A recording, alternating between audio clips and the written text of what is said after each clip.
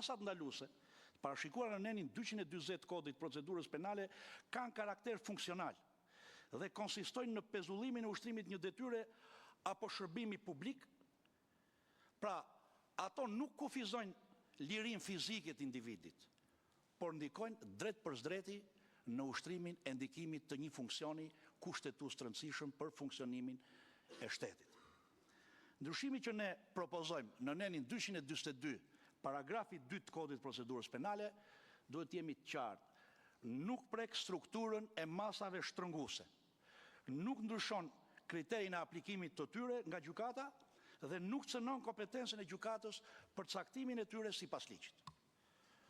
Pra, ndërhyrja që ne propozojmë ka natyrë procedurale dhe nuk përbën zgjerim të imunitetit kushtetues. Të jemi të qartë.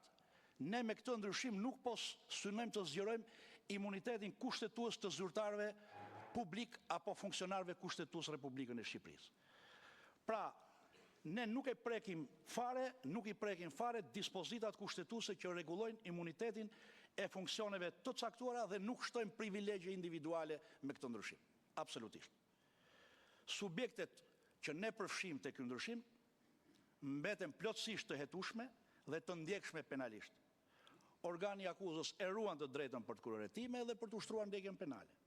Gjykata ruan kompetencën për të vendosur masa sigurimi personal në përputhje me kushtetutën dhe ligjin, por ndryshimi synon një trajtim procedurial të diferencuar për funksione të caktuara kushtetuese, në mënyrë që ushtrimi i tyre të mos pengohet në mënyrë të panevojshme, duke respektuar parimin e proporcionalitetit dhe balancën institucionale. Argumentimi kushtetues duke u nisur nga hierarkia e normave.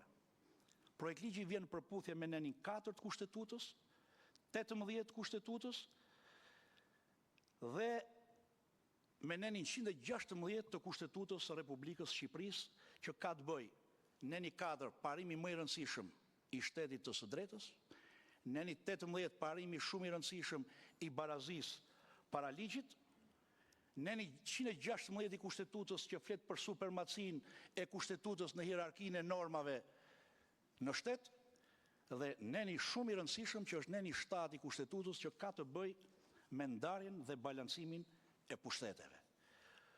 Ky ndryshim që ne propozojmë nuk ndërhyn kompetencat e pushtetit gjyqësor, nuk e kufizon jurisdiksionin penal, por harmonizon ushtrimin e funksioneve kushtetuese me procesin penal. Parimi i proporcionalitetit respektohet, pasi ndërhyrja është e kufizuar, nuk heq përgjegjësinë penale, nuk pengon hetimin apo gjykimin, por vetëm rregullon mënyrën e aplikimit të një mase të caktuar ndaj funksioneve të nivelit kushtetues. Sepse, siç e dim, edhe siç e ka mbajtur qëndrimin e vazhdueshëm edhe Komisioni i Venecias, që i ka trajtuar gjerësisht çështjen e imuniteteve, çështjen e barazisë para ligjit, çështjen e proporcionalitetit në ndërhyrjen e pushteteve tek njëri tjetri, apo çështjen e balancës ndërmjet pushteteve, kur ka trajtuar imunitetet kushtetuese apo imunitetet procedurale, është shprehur shumë qartë që pezullimi nga detyra është një ndërhyrje e tërthort e sistemit gjyqësor në pushtetet e tjera, çka çon në një shkarkim de facto të një funksionari publik që është bartës i një funksioni kushtetues. Pra është baras me